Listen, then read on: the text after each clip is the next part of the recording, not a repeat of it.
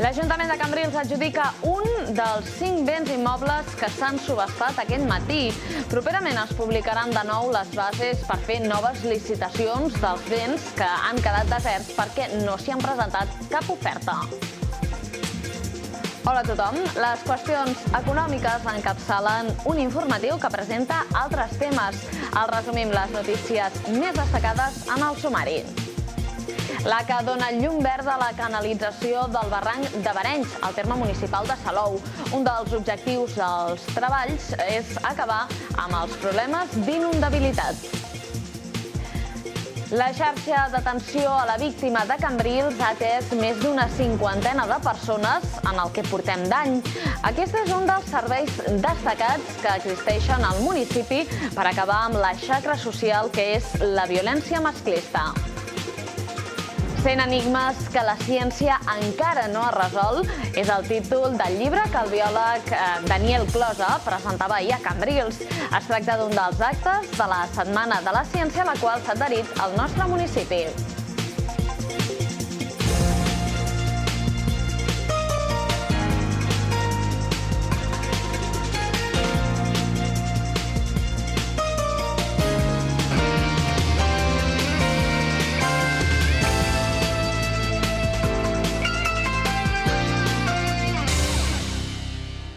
L'Ajuntament de Cambrils adjudica un dels 5 béns immobles que s'han subhastat aquest matí. Es tracta d'un garatge situat a la travessera de Ronda que comptava amb 2 licitadors. Finalment, per 9.000 euros s'ha adjudicat aquesta propietat, però la resta s'han quedat sense oferta i properament es presentaran les condicions per fer les noves licitacions. Una casa al carrer Fàbregas, un apartament al carrer Doctor Cucci, un pis al carrer Ebre, un garatge a la travessera Ronda i un solar a l'avinguda Nou Cambrils són els 5 béns immobles que l'Ajuntament ha subhastat aquest matí. La subhasta és una fase del procediment administratiu a fi de recaptar tots els deutes que té un contribuent amb l'Ajuntament.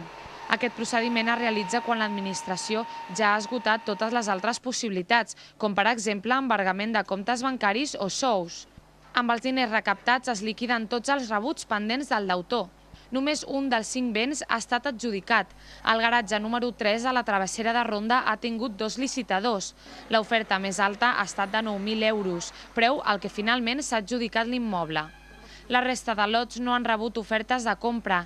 És per això que la mesa de subhasta ha decidit sotmetre'ls a una segona licitació.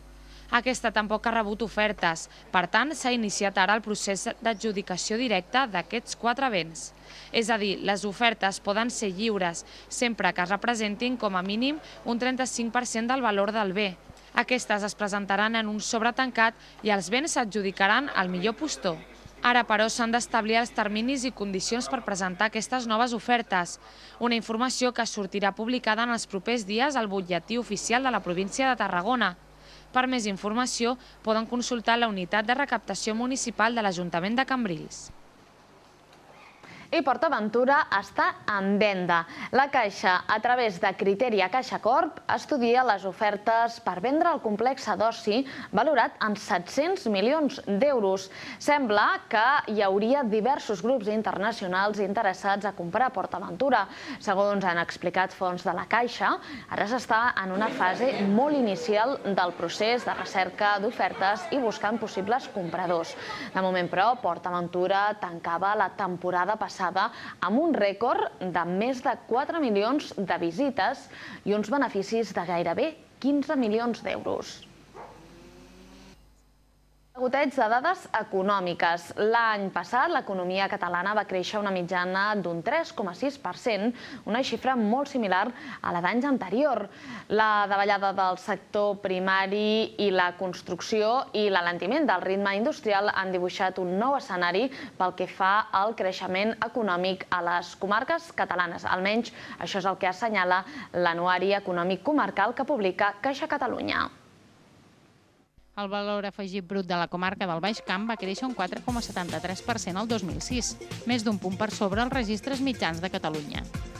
La principal causa d'aquest creixement és el comportament del sector energètic i industrial, que va avançar un 9,74%, quan els registres del 2005 va patir una davallada d'un 3,87%. Cal destacar les grans millores en la producció i extracció d'energia, la metal·lúrgia i la indústria alimentària que compensen la lleu pujada del sector químic.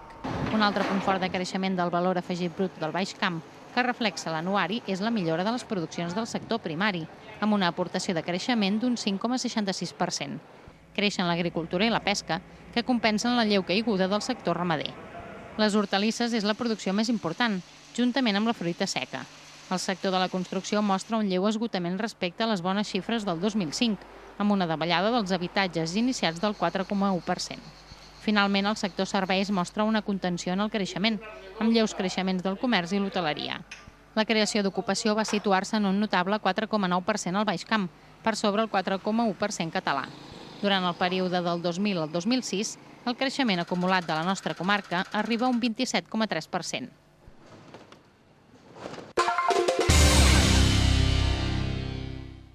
L'Agència Catalana de l'Aigua dona llum verda a les obres de canalització del barranc de Barenys, a Salou. Unes obres que estan a tocar, però, del terme municipal amb Cambrils. La canalització ha d'impedir la inundabilitat d'aquesta zona. Mitjançant aquest conveni, l'ACA s'ha compromès a finançar íntegrament la redacció del projecte de millora hidràulica del barranc de Barenys, dins del nucli urbà del barri de la Salut, des de la via fèrria de Barcelona a Tortosa fins a la desembocadura al mar. L'Ajuntament de Salou gestionarà la redacció del projecte de millora hidràulica del barranc, des del vial del Cabet fins a la via del tren, així com la resta d'obres d'urbanització del sector 3. Tant l'ACA com el consistori salouenc s'han compromès també a que la redacció dels dos projectes de millora hidràulica, que redactaran de manera que la capacitat de desguàs a mar de la nova canalització s'aproximi als 196 metres cúbics per segon, estigui finalitzada com a molt tard al desembre del 2009. Segons l'acord, el pressupost de les obres compreses entre la via fèrria i la desembocadura al mar serà assumit per l'Ajuntament i l'ACA al 50%, sense perjudici que l'Ajuntament pugui sol·licitar finançament a l'administrador d'infraestructures ferroviàries, l'ADIF. La canalització del tram final del barranc de Barenys, que té com a objectiu solucionar el problema de la inundabilitat d'aquesta zona del municipi, afectarà tant a l'àmbit territorial del Pla Parcial Urbanístic del sector 3 com a terrenys fora del seu àmbit territorial, tenint en compte que la correcció hidrològica del barranc finalitzarà a la seva sortida al mar.